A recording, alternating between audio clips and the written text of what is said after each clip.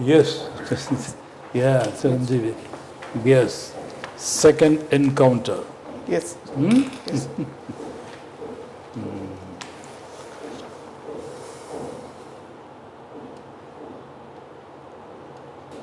When is your interview? 1st October. 1st October. You know, Chiranjeev, today there was a news item you must have read it also. An army officer and his fiancée getting into trouble in a police station in Bhubaneswar. Or you missed Sorry, it? sir, I have. Okay. Forget it. Now, take the other raging controversy which is still there, this RG Kara incident. Yes, sir. Apart from the tragic end of the PG student Abhaya, we have given her the name Abhaya to hide her identity, protect her identity. A lot of things are happening.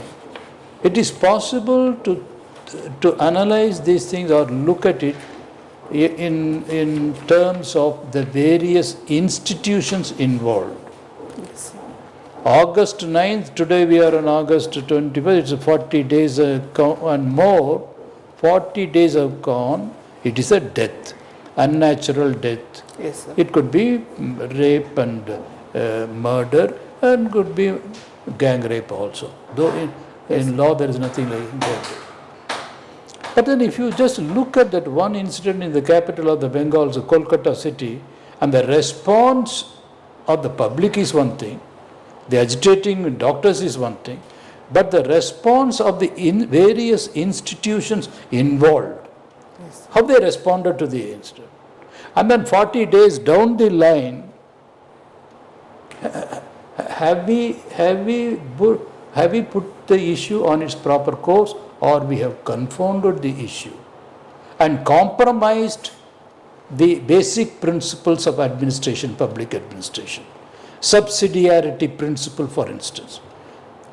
If I understand it properly, it says what is best done by a unit, whatever be its position in the hierarchy, it should be done by it. The others should not poke their nose into that. Yes. If you look at it that way also, I think there's a lot of role confusion there. Yes, sir. So, now being having specialized in constitutional law, just to look at it dispassionately, and given the broad developments in this case, Yes. and then in the meantime the government, as West Bengal government, in these 40 days, in the space of 40 days, it has gone ahead and enacted something or made a bill, Yes. and sent it to the president also. Yes. That is West Bengal Amendment Rape and this thing, I forget the full title, but the basic point is, yes, death is the penalty, and probably they have prescribed a time limit also, Yes. and sent it for the assent of the president. Yes. So a lot of these developments. Meantime, the agitation has still not been called off by one section. It is still on. Parents are not happy.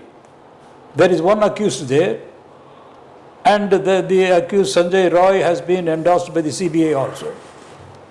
But nobody is buying the story, including the parents of the victim. What do you say? So, firstly, the issue that has happened in the RG, it is a tragic one, and the condolences to the victim. Apart from that, when we talk about the procedures that have been being followed by the state and the agencies to reach the finality of the investigation has always been questioned in the court of law, even in the apex court. And Here I stop, so I don't want this to take up. Just for clarity and for the sake of concept clarification. What do you mean, because you are the right person, what do you mean when you say court monitored investigation? If I say that a court monitored investigation is a contradiction in law, because Privy Council, if I remember right, it says the jurisdiction of the court begins when the investigation ends, not until then. I thought it was a very pithy way of putting it, Privy Council, very clearly. So the delineation was very clear. The police investigate, they file a report, and if on the basis of that the charges can be framed, then it is taken up for trial. The court judges. Yes, sir.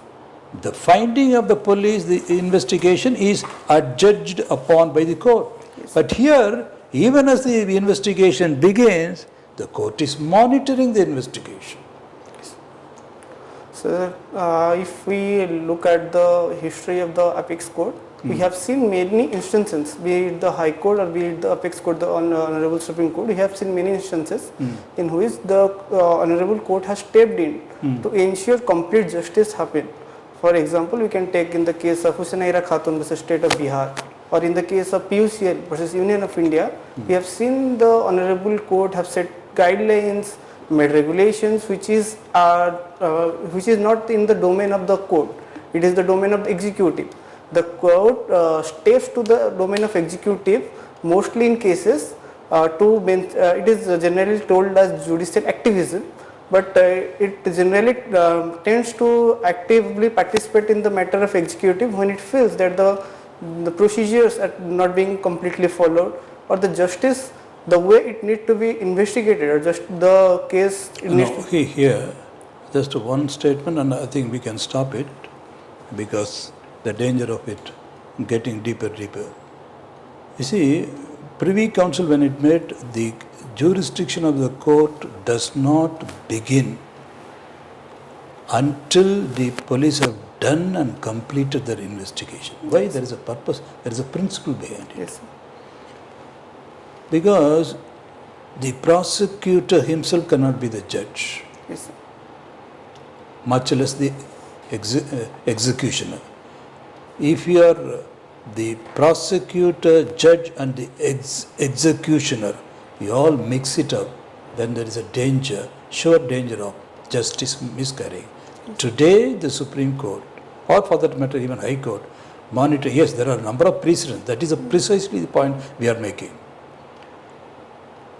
If the High Court is monitoring, or for that matter Supreme Court is monitoring an investigation, and the police, as they investigate, they go on filing in a sealed cover progress reports, the High Court looks at it, the Supreme Court looks at it, and when they just, what do they say?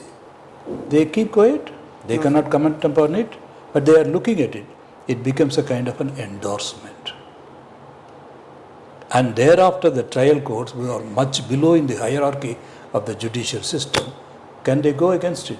Because they will argue this is something which the higher courts have looked at and by implication endorsed it. So there is all this overlapping is there. That is what I wanted to bring to your notice, but you have also appreciated that. But finally, on the question of law, what do you think of this one nation and one election, which has been approved by the cabinet? Yes. One nation, one election actually was being practiced in the post independence. We can see that one nation and one election was being practiced till 1970. After that, for some reason, it was not being practiced due to application of President's rule, that is under Article 356. We have seen that many states have to go for elections for in different time period. But if we can achieve that the one nation and one election, it will be beneficial for the country as a whole, because we can see that lot of expenditure, if we look at the financial aspect, we can see that lot of expenditure is being made when we arrange the elections. So a lot of agencies, lot of officials, they have to leave their classical duty and they have to lend their time for election work. That issue could be solved if one nation, one election comes into place. Secondly, we can see that many our leaders generally have quietly spent significant time in election campaigning. it can be reduced to one time, and it also can help in the progress of the state. What is the point of the opposition? They say no, it offends the federal principle and federal polity. So it goes against the federal democracy.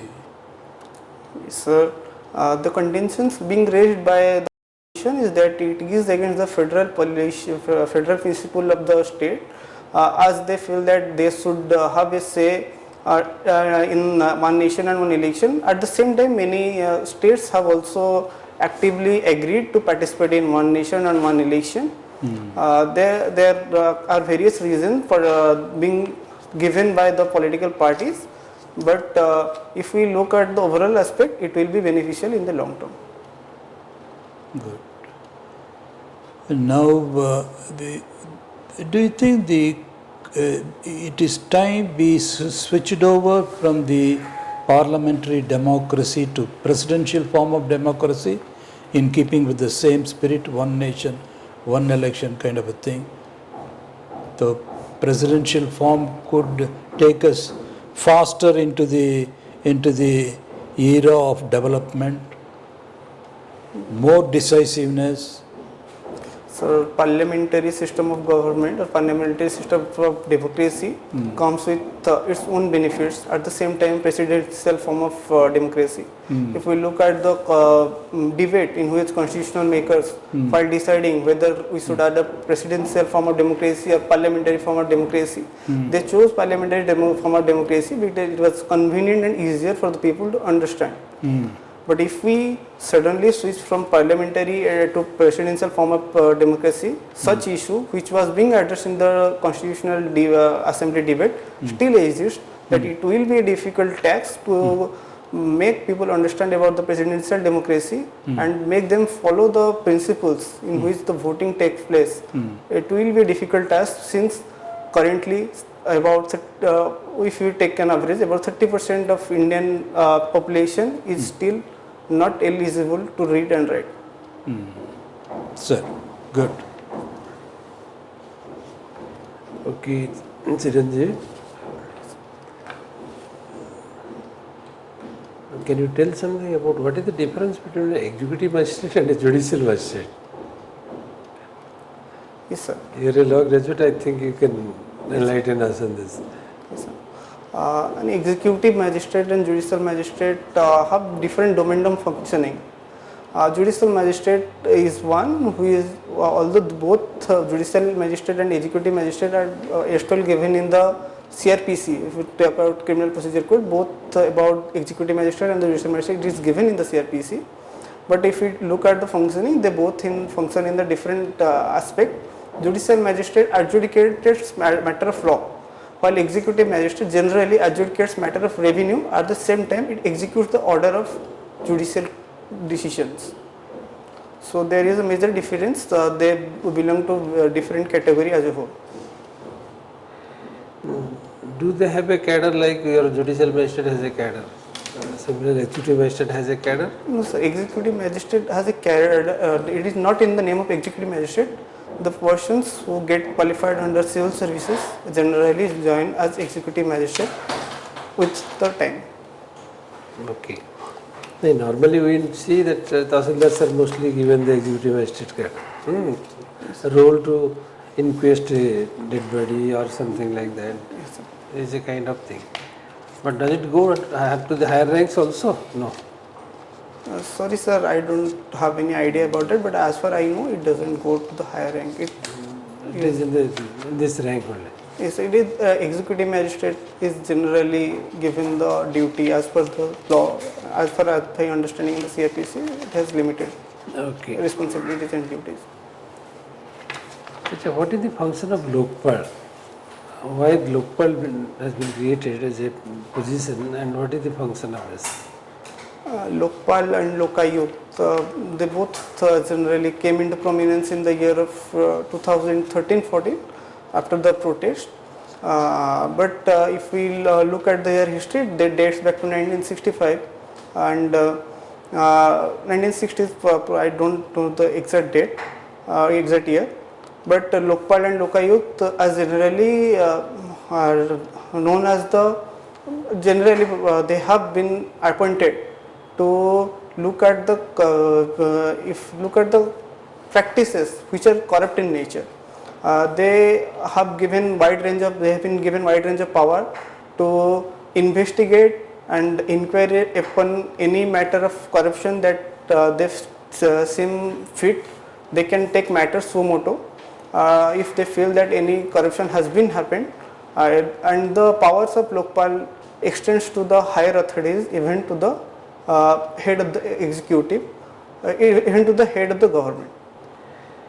But should they go so much, or there is some other? They can go suo motu. At the same time, there can be recommendations being given to them. They can also function suo motu. So who can recommend? Who is the appropriate authority to, or any public can also approach to Lokpal for a? So any public can approach to the Lokpal for investigation, but whether the matter will taken upon the investigation or not, it is on the discretion of the Lokpal. Okay. You happen to be from Jagatsinghpur? I am from Salepur. Salepur? Yes, sir. Cuttack district? Yes, sir. Does this Salepur Rasgulla has got the GI tag? Odisha Rasgulla got GI tag, and it is under. Not Salepur Rasgulla. Yes, sir. And not Salepur Rasgulla, it is Odisha Rasgulla. Yes, sir. Okay. Sir, I think we can. Yes. So, Chiranjeev, it's a day after, is it? Sir, Your interview? my interview is in 1st October. First October. Yes, sir. But some time is there. But you feel better or more diffident and nervous? How many mock you have done? It appears you have done quite a few. No, sir, I have done. This is my third mock, Third one. including the first one. So how do you feel now, Chiranjeev? As the time comes nearby, I feel a little nervous. Nervous? No. You should. No, you have already come up to the. No. The basic point to remember is it's a personality test. Okay, and as to questions, there can be any, Yes. and there can be many. It can be any topic, depending upon the member, Yes, sir. depending upon that day, and the type of question they have already exhausted. They want to enter into. So don't worry about that. So there are bound to be questions relating to your major areas of strength, your own study, law, and general matters, public, current affairs, etc. But still there could be questions where you will not be able to answer if it is very specific and factual. Yes, sir. Okay, so be prepared for that. And there you have to smile pleasantly and say, sorry sir, I won't be able to answer that. I'll read up, sir, thank you. Why thank you? Because sir, you are drawing me to an area, a fact which is relevant, important. I am not aware. Thanks for pointing it out so that I can go and learn it or read about it. That's the idea. Thank you, sir. The idea being so that the board will be drawn to areas where, and definitely you will come across questions where you start expanding upon and show your point. That is how it is. Yes, So it's a gamble. It's a gamble. yes, sir. But definitely in a given 20-minute span or 25 or even 15 to 30, Yes, sir. it can be there. That will be sufficient for you to look for an opportunity to project your strengths. That is the whole of it. And the board is also interested in finding out your strengths, your knowledge areas, not where you are not comfortable. It's not a explore and discover your ignorance. No, nothing is gained thereby. The very fact that you have come up to this stage means you have your domains of strength. Yes, sir. And your part will be proactively steering the conversation to areas of your strength. How do you do that? By quickly saying, no, this is an answer, simply I don't know. So I don't know. Very simple. I don't know, sir. Thank you, sir. I'll read up. But if it is going to be a little conceptual, analytical, there is a scope for your own independent thinking, there you can pause and then discuss a point of view. Okay, that is how you have to analyze the question. Factual, analytical, descriptive, argumentative. Accordingly, you display your strength. Where you know. So there is no need to feel nervous. Thank you, sir. Okay. Very good. And then, of course, you will be reading this, since there is time, the Hindu you are reading, as you said last time, Yes, sir. isn't it? Yes, sir. And Odia, you said Samaj or Samvad Parad. Odia newspaper? He said the Samaj. Samaj. So this read and reflect and study the underlying issues. As I said, this Arjikar, as an old man, I can read it at various levels. And I am really concerned. Because if you remember, Kapil Sibal in his not the recent session, last session towards the end, my lords, the institutions are breaking up. Yes. God save this country. As an old man involved in the criminal justice, I am genuinely concerned. So naturally, because of my experience in an old age, I am reading it at different levels. But the student of law, you can read news, the underlying issues, you can read and analyze. Once you read and analyze, you can form your own views. Not necessarily the board may agree with you, but then the fact that you are able to form an independent and critical opinion, that will give you the confidence and courage to speak it out. Really, that is how it is. Yes, sir. Okay? Thank you, sir. All the best, I think, Chiranjeev. Don't take any, our suggestion is, because it is a more Yes, sir. confused become, not necessarily. Because So now make yourself confident, Yes, sir. go with that. okay, all the best, Chiranjeev. God bless you. Okay. Okay. Thank you, sir. Yeah, you take this. The printed form is not there. I am giving it in my hand. Okay. Thanks, sir. God bless you.